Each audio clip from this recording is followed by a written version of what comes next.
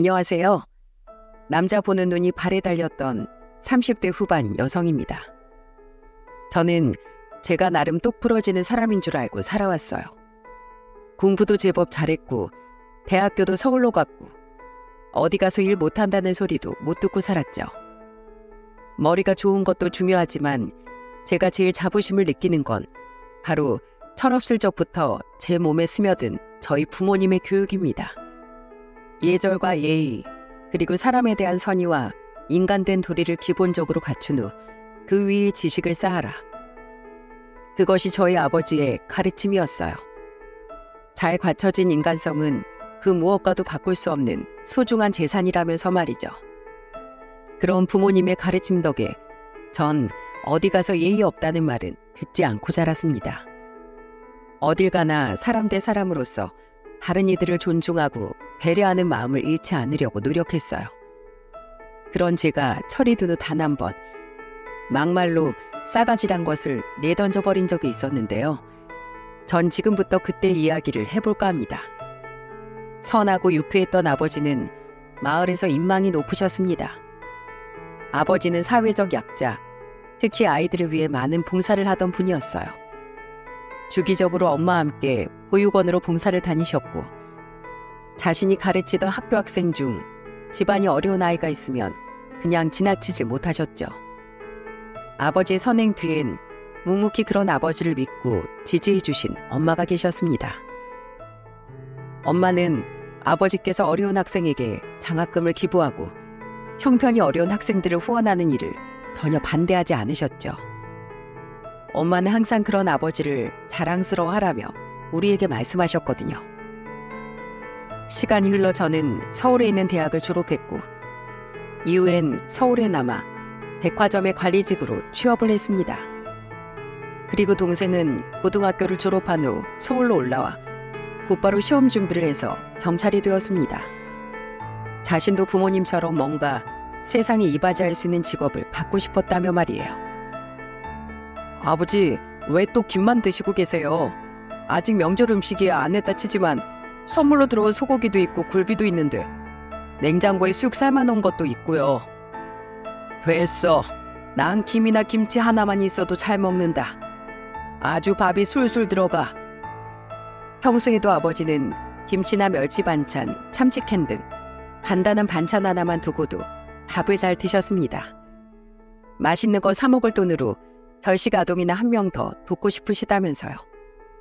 엄마도 그런 아버지에게 적응이 됐는지 특별한 날이 아니면 두 분께서는 항상 단촐하게 식사를 하시더군요. 시간이 흘러 저는 나이 34세 결혼을 했습니다. 저보다 3살 많았던 남편은 이 금융권 지역은행에서 일을 하던 사람이었어요. 남편도 저도 나이가 있었기에 우리는 1년이라는 짧은 연애 기간을 가졌죠. 결혼 전 남편을 저희 가족에게 처음 인사시키던 날, 아버지는 저희에게 깜짝 놀랄 만한 이야기를 해주셨습니다. 너희들 결혼할 때 내가 1억 5천은 지원해 주마. 저 정말 놀랐어요. 전 솔직히 부모님께서 가진 돈이 많이 없으실 줄 알았거든요. 평생 그렇게 많은 기부와 후원을 하셨던 두 분이었으니까요. 제가 놀란 표정으로 아버지를 바라보자 아버지는 너털 웃음을 지으며 말을 이으시더군요. 뭘 그렇게 놀라? 왜? 평생 다른 아이들은 도왔으면서 내가 내 자식 결혼할 때 도와줄 돈은 안 모아놨을 줄 알았어? 허허, 녀석아, 걱정 마라. 너랑 민규 결혼할 때 보태줄 돈하고 나랑 네 엄마 둘이 쓸 노후자금 정도는 다 마련해뒀어. 다른 수많은 애들이 잘 자라길 바라는 만큼 난 내 자식도 잘 먹고 잘 살길 바란다.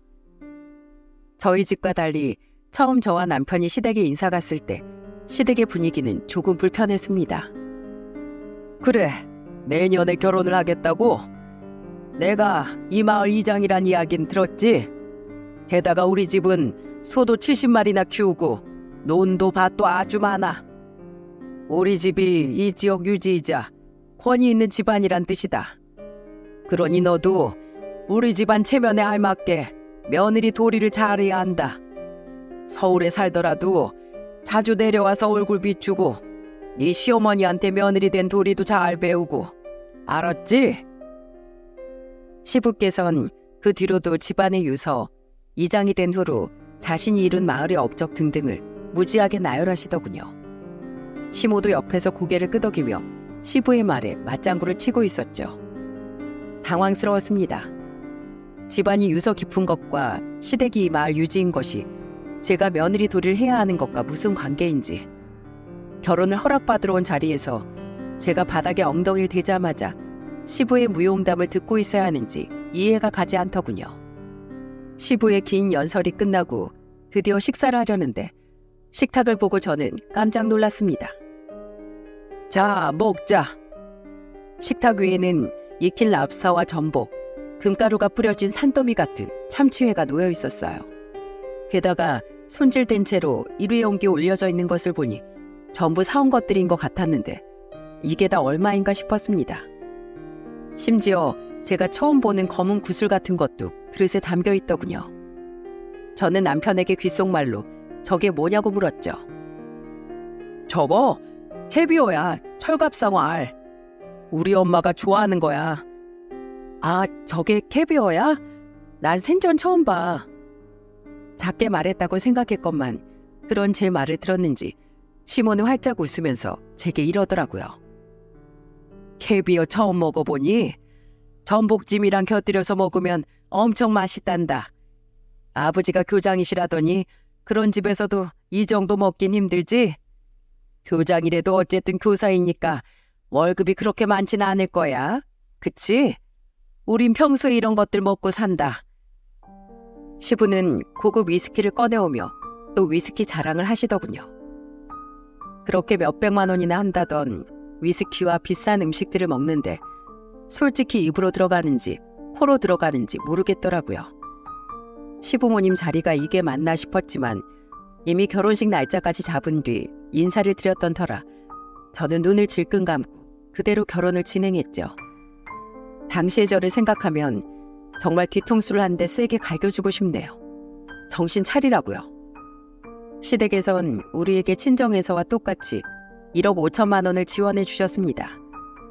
양가의 도움 덕에 저와 남편은 서로 모은 돈을 합쳐 서울의 브랜드 아파트에 들어갈 수 있었죠. 그리고 결혼 초 시부모님의 유별난 성격에 대해 대수롭지 않게 생각하던 전 날이 갈수록 후회가 막심해지기 시작했습니다. 예, 새아가, 너 거기 편한 바지로 좀 갈아입어라. 네 시아버지랑 축사 가서 소똥 좀 치우고 와. 이참에 축사일 좀 배워라. 그리고 주말마다 와서 일 좀 도와. 그 큰 돈을 받아갔으면 부모 감사한 줄 알고 시댁 일을 거들어야지.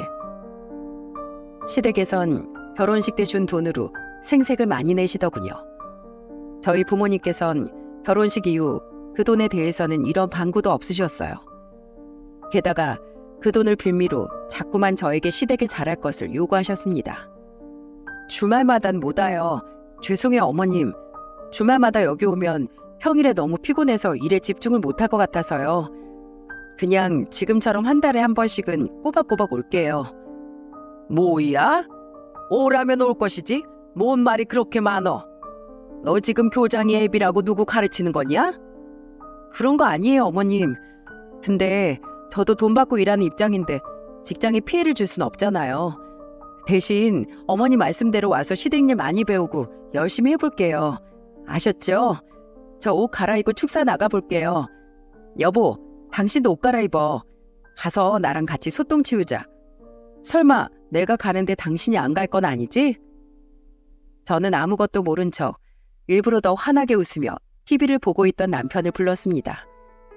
시모가 일부러 더 며느리 기를 죽이려고 저러는 걸 알고 있었거든요. 아니나 다를까 제가 남편을 부르자 시모의 얼굴이 일그러지더군요.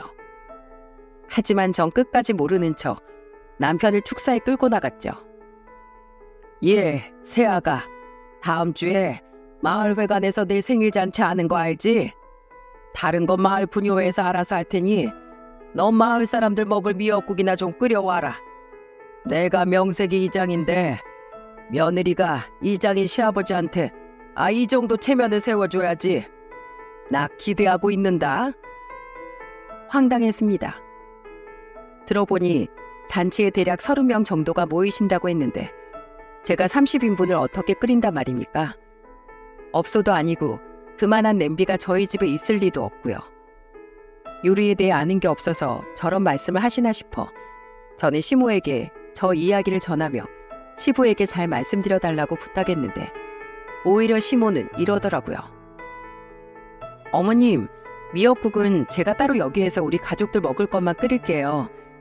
잔치 다음 날에 서울에서 도련님이랑 아가씨도 오신다면서요. 그날 가족끼리 조촐하게 또 생일 파티하면 되잖아요.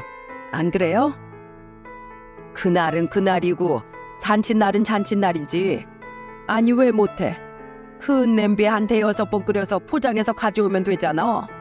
넌 그 정도도 안 하면서 네 시댁떡을 보려고 했니? 그놈의 시댁떡 정말 이골이 나더군요. 결국 저는 업체에 미역국 30인분을 주문해 시댁으로 보냈습니다. 포장된 미역국을 받은 시부모님은 제게 노발대발을 했는데 전 웃으며 이렇게 말씀드렸죠. 이거 가져가서 마을회관에 있는 큰 솥에 끓이면 그게 바로 제가 끓인 거죠. 그쵸 아버님 어머님? 아버님 생신 축하드려요. 이 미역국 무지 비싸더라고요. 제 생신 선물 대신이에요. 나머진 남편이 용돈 챙겨드린대요. 저는 예의에 어긋나지 않게 나긋나긋 말했습니다. 아예 눈치 없는 며느리인 척을 해버린 거죠. 그러지 않으면 정말로 두 분께 예의 없이 정색을 하게 될 것만 같았거든요. 표정이 일그러진 두 분을 보고 남편은 그냥 미역국 한 번 끓여드리지 그랬냐며 입을 나불대더군요. 저는 시부모님 몰래 그런 남편의 주둥이를 손으로 꼬집어 비틀어버렸습니다. 다음 날 그 이야기를 들은 시동생과 시누이는 박장대소를 해댔어요. 시동생과 시누이는 각자 서울에서 직장 생활을 하고 있었는데 자신들 부모님의 성격을 잘 알고 있더라고요. 미안해요 새언니. 저한테 전화해서 말씀하시지. 그럼 제가 막아드렸을 텐데요. 오늘 미역국은 제가 끓일 거니까 새언니는 오늘 푹 쉬세요. 어제 마을회관에서 일손 돕느라 고생 많으셨어요. 형이 막았어야지. 엄마 아빠 억지를 못 막는 형이 제일 문제야. 형이. 시부모님과 달리 두 사람은 정상적인 사고를 가진 사람이었습니다. 저는 당분간 미역국은 쳐다도 보기 싫다며 장난스럽게 웃어 보였죠. 그래도 남편이 저희 부모님께 참 잘해요. 그래서 저렇게 눈치 없이 굴어도 참는 거예요. 맞습니다. 시댁만 오면 좀 눈치가 없어질지언정 남편은 저희 친정에 잘했어요. 가끔 저희 부모님께 선물을 사다 드리기도 하고 한 번씩 아버지와 술을 한잔하러 친정에 들르기도 했죠. 그렇게 저는 시부모님의 언행을 더욱 참았던 겁니다. 고마운 남편의 부모님이니까요. 그런데 제가 결혼한 지 2년 뒤 친정에 저녁을 먹으러 갔던 날이었습니다. 식사가 끝난 후 뒷정리를 마친 그때 갑자기 저희 아버지께서 폭탄 발언을 하시는 게 아니겠어요? 나 지방 도의원 선거에 나가볼까 한다. 사과를 먹던 전 놀란 나머지 사례가 걸려 한참을 콜록댔습니다. 당시 아버지께선 정년 퇴직을 하고 집에서 쉬고 계셨는데 갑자기 뜬금없이 정치라니 정말 황당한 이야기가 아닐 수 없었죠. 주변에서 자기들이 꼭 찍어줄 테니 자꾸 나가보라고 해서 말이야. 나도 고민 많이 했다. 근데 요즘 세상에 말도 안 되는 일들이 하도 많아지기도 했고 내가 직접 더 나은 세상을 만들어 보고 싶어서 나가보려고. 아버지는 굳게 결심하신 듯 비장한 표정으로 말씀하시더군요. 저와 남동생 남편은 셋이 황당하다는 듯 시선 교환을 했지만 어쩌겠습니까? 아버지 본인이 저렇게 말씀하시는데요. 장인어른 당신 지역에서 인망 두터운 분이라고 하셨지? 나 이러다가 진짜 정치하는 장인어른 두는 거 아니야? 그럼 나 일 때려치우고 장인어른 아래로 들어갈까? 쓸데없는 소리 하지 마. 아휴 걱정이네. 선거에 돈도 많이 든다는데. 결국 어떻게 됐을 것 같나요? 그렇습니다. 저희 아버지는 처참하게 낙선하고 말았어요. 당선이 그렇게 쉽게 될 일이었으면 왜 정치하는 사람들이 선거에 그렇게 목을 매겠습니까? 아버지는 선거 자금으로 거의 전 재산을 쓰셨다고 해요. 다행히 아버지의 선거 전에 동생이 장가를 가서 동생의 결혼 자금만은 건질 수 있었지만은요. 그런데 아버지의 낙서는 저와 남편의 결혼 생활에 아주 큰 태풍을 몰고 왔습니다. 난 안 갈래. 피곤해. 당신 혼자 갔다 와. 아버지의 낙선 이후 언제부턴가 남편은 친정일에 시큰둥하기 시작하더군요. 처음엔 남편이 정말로 피곤한 줄로만 알았어요. 원체 저희 친정에 잘했던 남편이었으니까요. 하지만 남편은 다음에도 또 그 다음에도 영 친정에 갈 생각을 하지 않더라고요. 심지어는 아버지 생신에까지도 말입니다. 저는 남편에게 화를 내며 물었죠. 아버지 생신에도 안 가겠다고? 당신 대체 왜 그래? 얼마 전부터 친정일이라면 전부 시큰둥하잖아. 아, 그냥 피곤해서 그렇지. 에이, 가자 가. 가면 될 거 아니야. 남편은 뭔가 말을 하려다 말더니 결국 옷을 입고 집을 나서더군요. 남편이 대체 왜 저러나 도통 영문을 모르겠기도 하고 화가 나기도 했지만 친정 부모님과의 약속 시간이 얼마 남지 않은 터라 저는 한숨을 쉬고 남편을 따라 나갔죠. 아버지, 생신 축하드려요. 선물 대신 용돈으로 담았어요. 저는 아버지께 30만 원이 든 용돈 봉투를 드렸습니다. 아버지는 돈을 받아들고는 왜 이런 큰 돈을 주냐며 미안해하셨지만 전 오히려 더 넣어드리지 못한 것에 죄송해했죠. 30? 많이도 담았네. 깜짝 놀랐습니다. 너무 작은 목소리여서 부모님께선 못 들으신 것 같았지만 전 분명 들었습니다. 혼잣말의 주인은 바로 제 옆에 앉아있던 남편이었죠. 저는 화가 난 눈으로 남편을 쳐다보았지만 남편은 그런 저를 모른 척 하더군요. 그리고 그날 집으로 온 저는 남편에게 화를 냈죠. 당신 거기서 그 말을 왜 했어? 무슨 뜻인데? 뭐? 많이도 담았네? 당신 요새 친정 얘기만 나오면 진짜 이상한 거 알아? 제가 쉴 새 없이 추궁하자 남편은 제 눈을 피하며 우물쭈물 하더군요. 그리고 이내 입을 연 남편이 한 말은 제게 충격을 안겨주었습니다. 아니, 사실 장인어른 이제 돈 없으시잖아. 우리한테 남겨줄 유산도 미리 증여해줄 재산도 없으시고 그동안 말은 안 했어도 사실 나 좀 기대했었어. 장인어른이 보기보다 재산이 좀 많으셨던 것 같아서. 뭐? 그래서 이제 우리 부모님한테 받아낼 돈 없으니까 우리 부모님한테 용돈 드리는 것도 아깝다고? 우리 친정에 가는 것도 싫고? 아니야, 그런 거. 미안해. 돈도 돈인데 장인어른 엄청 자신감 있으셨잖아. 도의원 선거 때. 그래서 난 믿는 구석이라도 있으신 줄 알고 진짜 도의원 장인이라도 생기나. 그럼 직장일도 힘든데 정말 장인어른 밑으로 들어가서 장인 덕 좀 볼까 솔직히 기대했었어. 근데 이거나 저거나 다 도루묵이 돼버려서 나도 모르게 그만 너무 실망했었나 봐. 미안해 여보. 화 풀어라. 내가 잘못했어. 그걸 지금 말이라고 해? 기가 차서 진짜. 남편은 자기가 생각해도 자신이 너무 치졸했다고 생각했는지 제 눈치를 보며 치대더군요. 2달 동안 뾰로통해 있던 이유가 너무 한심하고 어이가 없어 저는 남편의 등짝을 사정없이 때려버렸어요. 아우 여보, 아파. 아프라고 때리지, 아프라고. 네가 인간이니? 인간이야? 우리 부모님이 결혼할 때 도와주신 건 생각도 안 하니? 어디 이혼 한번 당해볼래? 미안해 여보. 때리지 마. 한심하지만 어쩌겠습니까? 결혼이 애들 장난도 아니고 이런 일로 이혼이라도 한다면 저희 부모님 가슴에 대못을 박는 일이 될 텐데요. 그날 저는 2번 다시 안 그러겠다는 남편의 약속을 받고서야 남편의 등짝을 때리는 일을 멈췄죠.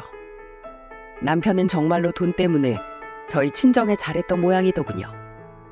제가 이혼하자고 할까봐 무서웠는지 저를 따라서 친정에 가고 친정 부모님과 아무렇지도 않게 대화를 하곤 했지만 이전처럼 저희 아버지의 발가락이라도 빨 것처럼 오버하거나 따로 찾아뵙거나 하진 않더라고요. 그거 뭐야? 아, 이거 이번 설엔 선물 안 하고 양가에 그냥 용돈으로 드리려고 50씩 담았어. 괜찮지? 50? 장인 장모님은 제사도 간단히 지내시니까 음식값 같은 거 덜 들지 않을까? 한 30만 들여도 될 것 같은데. 뭐? 당신도 우리 부모님한테 지금 돈 아끼는 거야? 아니야, 아니야. 아이, 정말 나 순수하게 말한 거야, 순수하게. 드려야지 그럼. 얼른 봉투에 넣어. 돈에 먼지 붙겠다.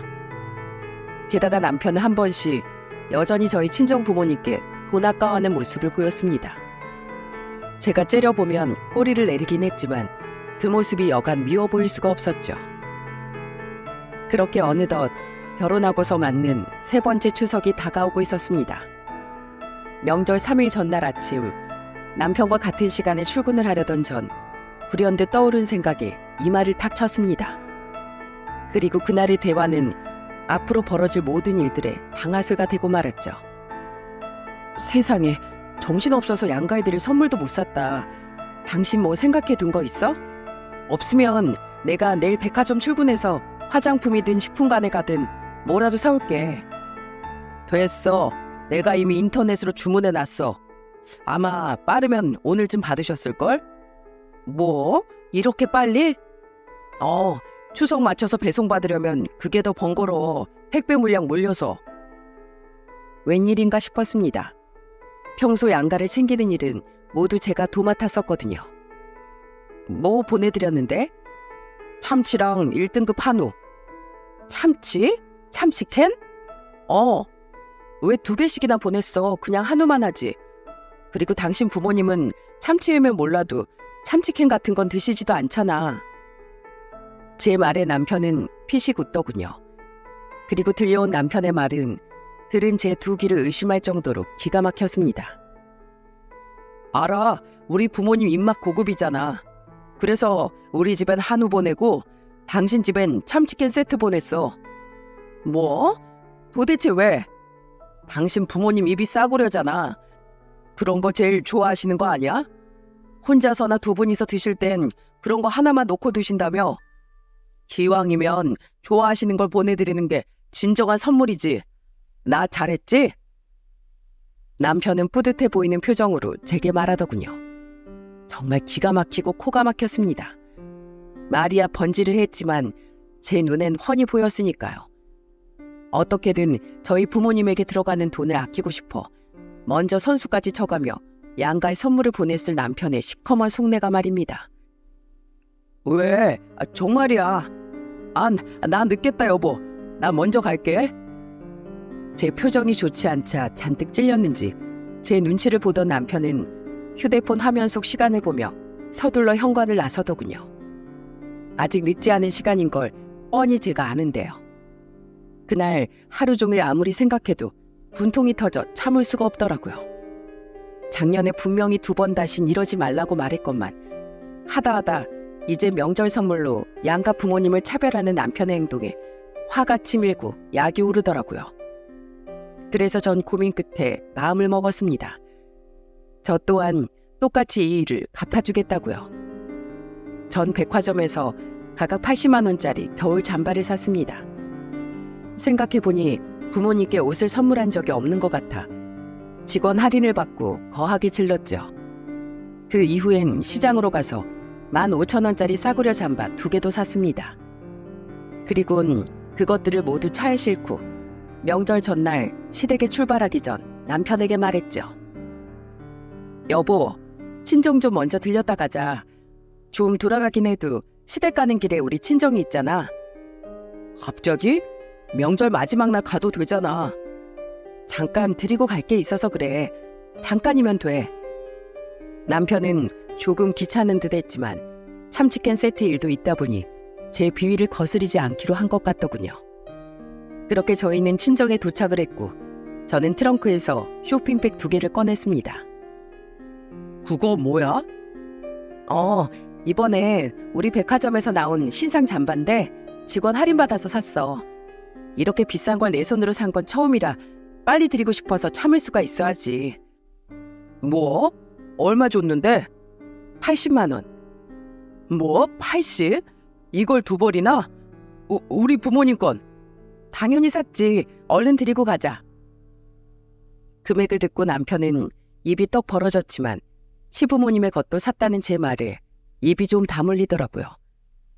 저희 부모님께 드리는 건 아깝지만 자기 부모님께 들어가는 돈은 아깝지 않다는 거겠죠. 저는 속으로 코웃음을 치며 친정으로 들어갔어요. 이걸 주겠다고 시댁 가는 길에 여길 들렀다고? 아니, 이렇게 비싼 걸 뭐하러 사왔어? 이번에 선물도 이미 보냈잖아. 엄마는 거실 한편에 4-5개 쌓여있는 추석 선물들을 보며 말씀하시더군요. 아직 정리를 하지 못한 그 선물들 중 참치캔 선물 세트를 보며 저는 다시금 분노가 끌어올랐습니다. 저건 그냥 보낸 거지. 아무튼 나 이제 시댁 가봐야 돼요. 갈게요. 그 와중에도 남편은 참치캔 세트를 흐뭇한 표정으로 쳐다보고 있더군요. 저는 그 입을 팍 쳐버리고 싶은 마음을 애써 내리누르며 남편과 다시 시댁으로 향했습니다. 그리고 저는 친정 부모님께 드린 것과 똑같은 쇼핑백 2개를 들고 비장한 마음으로 시댁에 들어갔죠. 어머, 그게 뭐야? 그거 명품 아니니? 명품? 비싼 거라면 뭐든지 좋아했던 시모는 제가 들어가자마자 쇼핑백을 보곤 눈을 반짝이더라고요. 명품 소리를 듣고 나온 시부 또한 쇼핑백에서 눈을 떼지 못했어요. 저는 싱긋 웃으며 그들에게 쇼핑백을 건넸습니다. 친정에선 그렇게 안타까워 보일 수가 없었던 남편의 얼굴엔 언제 그랬냐는 듯 흐뭇한 미소가 그려져 있었죠. 하지만 쇼핑백을 열어본 2사람은 실망한 기색을 감추지 못하더군요. 쇼핑백 안에 비닐봉지가 하나 더 들었잖아. 뭐야, 잠바네. 요새 백화점에선 비닐봉지에 옷을 넣어주나? 가격이 보자, 15,000원? 시모는 황당한 표정으로 절 바라봤어요. 시부 또한 급격히 표정이 굳어졌고요. 전 이번에도 눈치 없는 척 웃어 보이며 말했습니다. 네, 시장에서 저렴하게 팔길래 사왔어요. 2분 일하실 때 편하게 입으시라고요. 쇼핑백이요? 비닐봉지에만 담아오기가 좀 그래서 저희 백화점에 있는 매장에서 얻어왔어요. 저 잘했죠? 역시 저만한 며느리 또 없죠? 배고프다.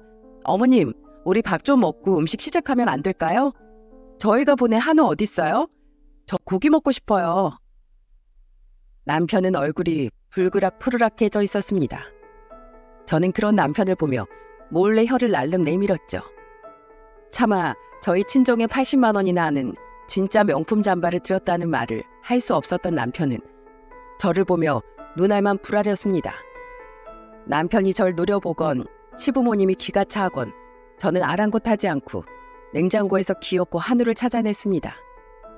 그리고는 전을 부치려고 꺼내놓은 대왕 프라이팬에 불을 올리고는 한우를 구워 그 자리에서 꾸역꾸역 3분의 1을 먹어치웠죠.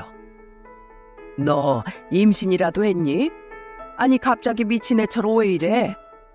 그냥요. 여기 제 돈도 들어갔는데 최대한 신선할 때 먹으려고요. 입에서 사르르 녹는 게 역시 한우라 맛있네요. 남편과 시부모님은 절 정신 나간 애처럼 바라보더군요. 그러거나 말거나 저는 적어도 제 부모님의 목만큼은 이 한우를 다 먹어 치워야겠다고 생각하며 고기 굽기를 멈추지 않았습니다. 그리고 고기를 다 먹은 저는 트림을 꺽 하고 하며 자리에서 일어나 입을 떡 벌리고 있던 3사람을 마주 보았어요. 이제 다 먹었니? 그럼 어디 한번 말 좀 해봐라. 너 지금 뭐 하는 짓이냐? 싸구려 옷을 선물이라고 가져오질 않나? 버르장머리 어깨 어른들한테 먹어보란 말도 한마디 안 하고 혼자서 고기를 저만큼이나 구워서 먹질 않나? 너 음식하기 싫어서 수수니? 컨셉이 미친년이야? 네, 맞아요, 어머님. 어떻게 아셨지? 아직 제 입으로 말도 안 했는데요.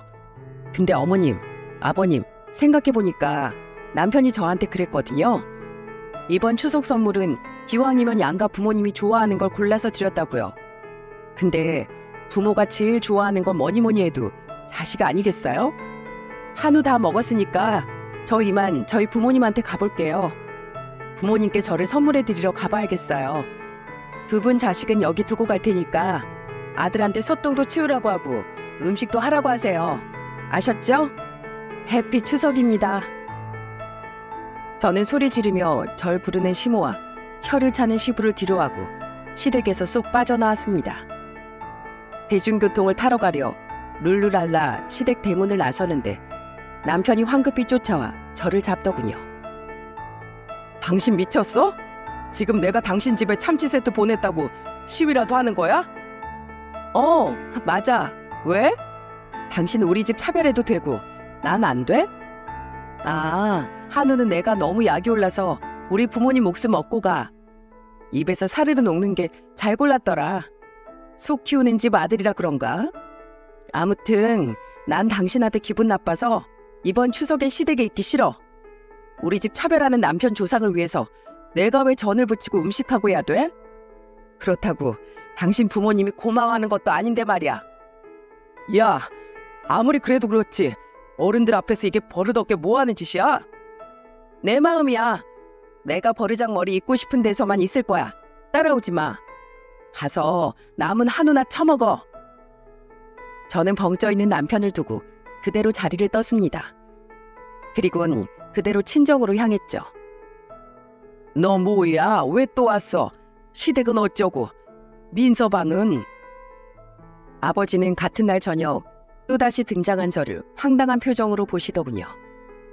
음식을 하던 엄마, 남동생, 그리고 올케까지 저를 의아한 눈으로 바라봤고요.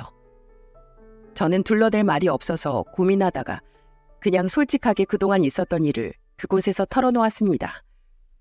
그러면서도 혹시 아버지가 괜히 자책을 하진 않을까 염려돼요. 이렇게 말했죠. 아버지, 설마 이거 가지고 자책하시는 거 아니죠? 그러지 마세요. 이거 절대 아버지 탓 아니에요. 그놈이 그냥 이상한 놈이라고요.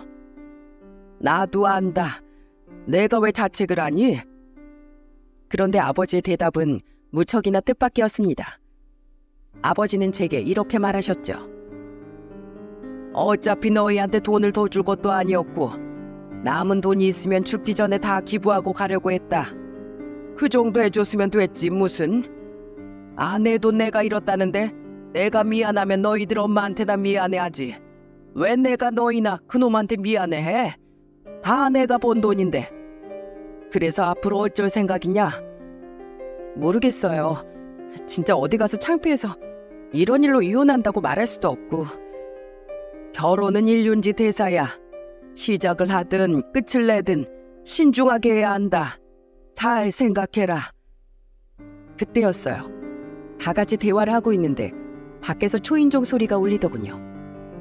누군가 싶어서 나가봤던 저는 경악을 하고 말았습니다. 뭐야? 내가 따라오지 말랬지. 문 앞에 있던 건 다름 아닌 남편이었어요. 남편에게선 술에 취했는지 술 냄새가 나더라고요. 술에 취한 남편은 막무가내로 절 밀치고 집 안으로 들어오더군요. 뭐야? 왜 자꾸 하나씩 들이닥쳐? 호랑이도 제 말하면 온다더니 자네도 양반은 못 되는구먼. 아버지는 남편을 보며 황당한 표정을 지으셨습니다. 저는 문을 닫고 들어와 팔짱을 끼고 남편에게 말했어요. 왜? 우리 부모님한테 사과라도 드리려고? 저는 남편이 저희 부모님께 사과를 하러 왔다고 생각했습니다. 그게 아니면 여길 찾아올 이유가 없었으니까요. 그런데 왜인지 남편은 아무 말도 없이 계속해서 집안을 두리번거리더라고요. 못 찾는데? 저기 있다. 그러더니 남편은 안방 문가를 손가락질하며 달려가더군요. 그렇게 남편 손에 들려나온 건 다름 아닌 명품 잠바가 들어있던 쇼핑백 2개였습니다. 남편은 바로 그 잠바들을 가지러 온 거였어요. 너무 황당해서 남편에게 쇼핑백을 빼앗으려 했지만 남편은 잽싸게 쇼핑백을 잡아당겼죠. 지금 뭐 하는 짓이야? 그걸 당신이 왜 가져가? 아무리 생각해도 아까워서. 이게 얼마짜린데 장인어른 장모님을 드려? 너 내가 우리 부모님 드린 한우도 잔뜩 먹고 갔잖아. 이거 가져다가 우리 부모님 드릴 거야. 뭐라고? 아니, 우리 부모님 드린 걸 도로 뺏어가서 너네 부모님을 드리겠다고? 먼저 치사하게 나온 건 당신이야. 너도 우리 부모님한테 버릇없게 굴었으니까 나도 그럴 거야. 장인어른, 장모님, 이 사람한테 얘기 다 들으셨죠? 교장식이나 하셨다는 분이 자식을 이렇게 예의 없게 키우신 겁니까? 어디 시부모님 무서운 줄 모르고 그 난리를 치고 가요? 저 이거 아까워서 두 분 도저히 못 드립니다. 드리려면 앞으로 저한테 물려줄 재산 많은 저희 부모님한테 드려야죠. 야, 술을 처먹었으면 거기서 곱게 디비져 잘 것이지 왜 우리 집에 와서 행패야? 너 미쳤어? 저는 남편과 쇼핑백을 가지고 실랑이를 했습니다. 엄마 남동생은 그런 우리를 옆에서 말렸고 아버지는 남편을 잡고 떼어놓으려 안간 힘을 쓰셨죠. 그런데 그때 결국 사달이 일어나고 말았습니다. 아! 바로 저희 엄마가 실랑이를 하던 남편의 손에 맞아 그만 바닥에 쓰러지시고 만 거예요. 엄마! 여보! 우리는 모두 엄마에게 달려갔습니다. 바닥에 쓰러진 엄마의 이마에선 피가 흐르고 있었죠. 구급차! 민규야! 구급차 불러! 남동생은 다급히 구급차를 불렀고 엄마는 손으로 이마를 짚으며 눈물을 흘리셨어요. 다행히 크게 다치신 건 아닌 것 같았죠. 저는 그제야 이를 뿌듯 깔며 남편을 돌아봤습니다. 장모님, 제가 일부러 그런 게 아니긴 한데요. 술이 덜 깬 남편은 사태의 심각성을 못 느꼈는지 그 와중에도 쇼핑백을 끌어안고 어버버 하더군요. 저는 그놈에게 달려가 냅다 배를 걷어차 버렸습니다. 그리곤 쇼핑백을 빼앗아 안방에 던진 후 문을 닫고 다시 돌아와 남편에게 말했죠. 감히 우리 엄마를 다치게 해? 너 같은 건 당장에 이혼이야. 알았어? 아니 여보, 내 말 좀 들어봐. 장모님이 혼자 와서 부딪힌 거라니까? 나는 술을 너무 먹었나? 말이 잘 안 나오네. 그러게, 너 술 많이 먹었네. 그 정도로 술 처먹고 여기까지 대중교통 타고 오긴 시간이 얼마 안 걸렸다. 너 혹시 차 끌고 왔니? 음주운전했어? 아니 그게... 남편은 머리를 극적이며 횡설수설하더군요. 저는 그놈에게 다가가 사나운 표정으로 으름장을 놨습니다. 내가 너 음주운전으로 당장 신고해버릴 거야. 이 범죄자 자식아. 여보. 내가 너 콩밥 먹게 해줄 거야. 너 같은 놈이랑 더는 못 살아. 여보, 내가 잘못했어. 이렇게 싹싹 빌게. 제가 신고한다는 말에 겁에 질렸는지 그놈은 무릎까지 꿇고 싹싹 빌며 애원하더군요. 음주운전이라는 말에 경찰이었던 동생은 경멸스러운 표정으로 남편을 노려보았죠. 음주운전? 이거 완전 쓰레기 아니야? 내가 세상에서 제일 싫어하는 놈이 음주운전하는 놈이야. 음주운전하는 놈들은 아예 상종을 하면 안 돼. 그때 밖에서 구급차 소리가 들렸습니다. 아버지는 엄마를 부축해 일으켰고 저는 함께 구급차에 타기 위해 황급히 겉옷을 입었습니다. 그리곤 제 동생에게 부탁을 했죠. 민규야, 난 엄마 따라서 가볼 테니까 넌 이놈 좀 경찰에 신고해서 넘기고 와줘. 내가 힘으로 저놈을 막을 수는 없잖아. 여보, 신고라니. 제발 다시 생각해봐. 나 당신 남편이잖아. 남편을 경찰에 신고하겠다는 거야? 이혼한다고 이혼. 넌 귓구멍이 막혔냐? 넌 이제 내 남편 아니야. 이 범죄자 자식아. 이거나 가지고 꺼져. 저는 그놈에게 참치캔 세트를 던져주었습니다. 그리곤 부모님과 함께 구급차를 타고 병원으로 향했죠. 엄마는 이마가 찢어져 5바늘이나 꿰매셔야 했습니다.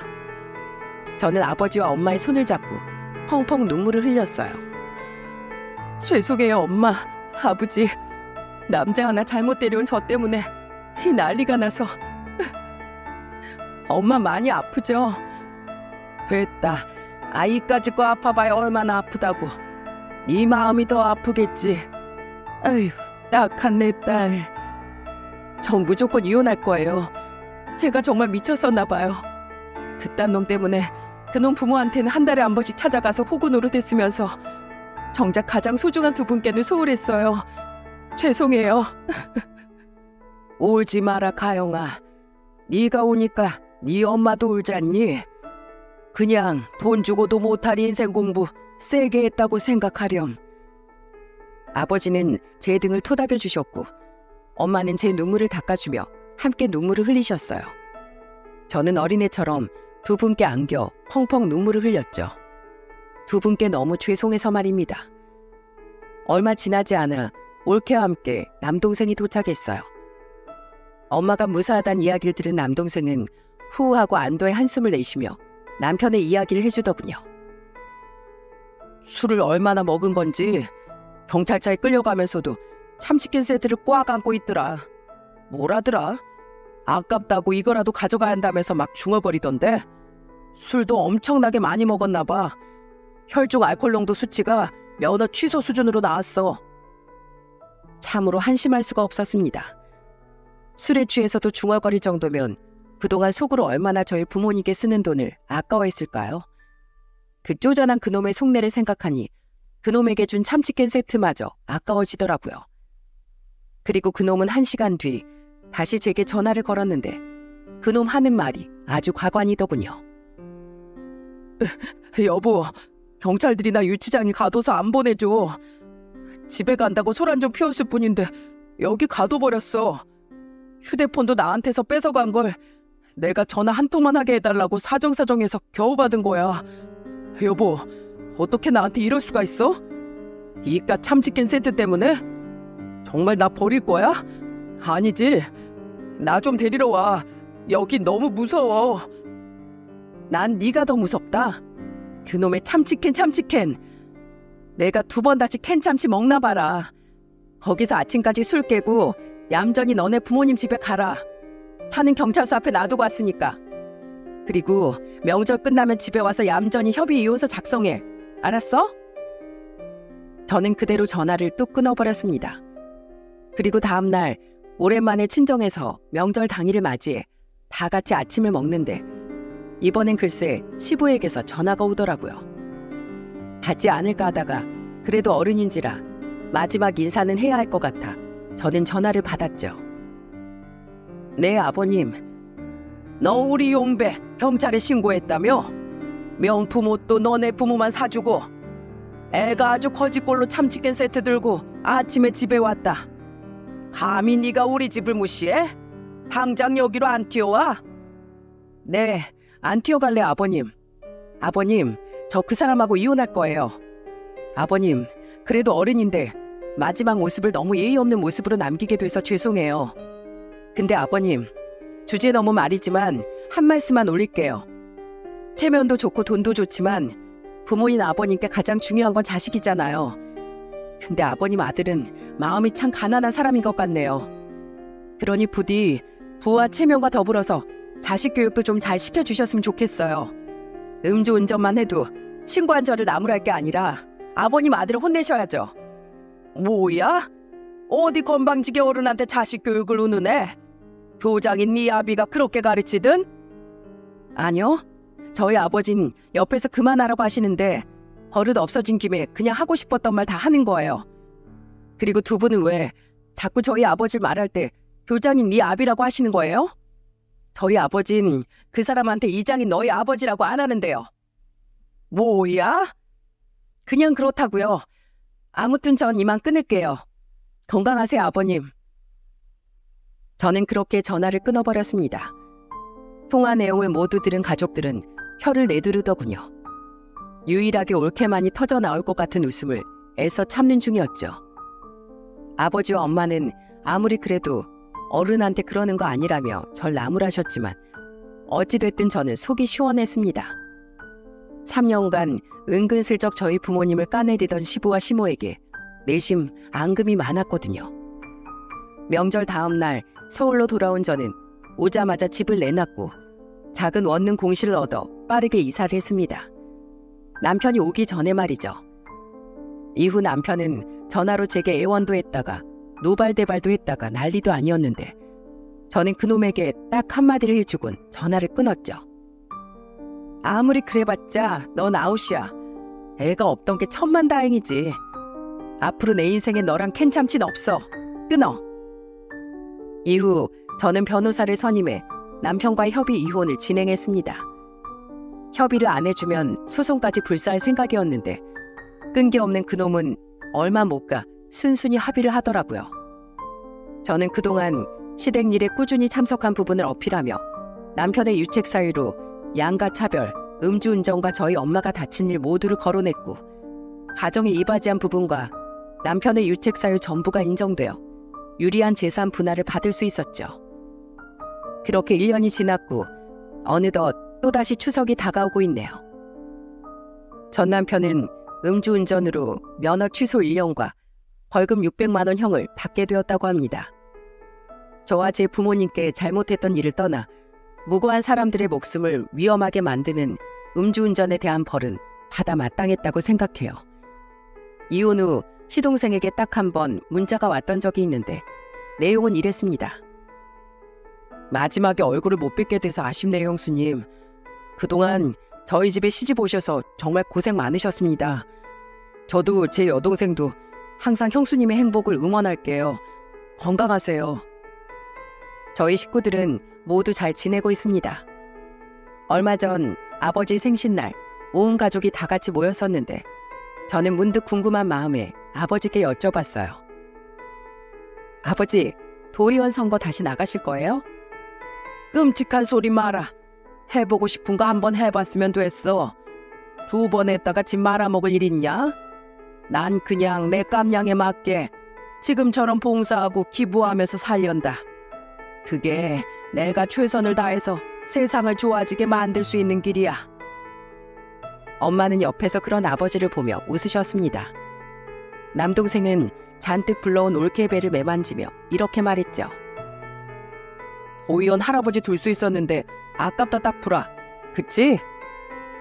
아버지는 남동생의 농담에 발끈하셨고, 그런 아버지의 모습이 우스워 저는 그만 웃음을 터뜨리고 말았네요.